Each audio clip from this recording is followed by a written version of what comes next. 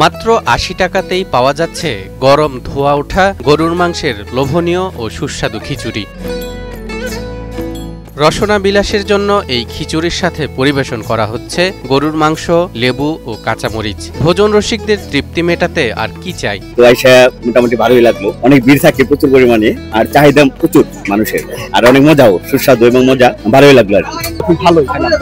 আমি তো 2 প্লেট খাইলাম, আর হচ্ছে সম্ভব না। দারুণ স্বাদের এই ভুনা খিচুড়ি খেতে ক্রেতাদের উপচে পড়া ভিড় লেগেই আছে। এমনকি অনেক সময় লাইনে দাঁড়িয়ে সিরিয়াল ধরেও খেতে হয় এই খিচুড়ি, কারণ সুস্বাদু এই ভুনা খিচুড়ির প্রতি প্লেটের দাম মাত্র ৮০ টাকা। খিচুড়ি মাত্র ৮০ টাকা দাম। 5 পিস করে মাংস দেওয়া হয়, প্লেট ভরে খিচুড়ি দেওয়া হয়, মানুষ খায় খুশি হয়। খিচুড়ি অনেক স্বাদ হয়, বিভিন্ন জায়গা থেকে খিচুড়ি খাওয়ার জন্য সিরিয়াল থাকে। এই খিচুড়িটা আসলে অনেক সুস্বাদু, অনেক প্রাইসের দিক থেকেও অনেক রিজনেবল।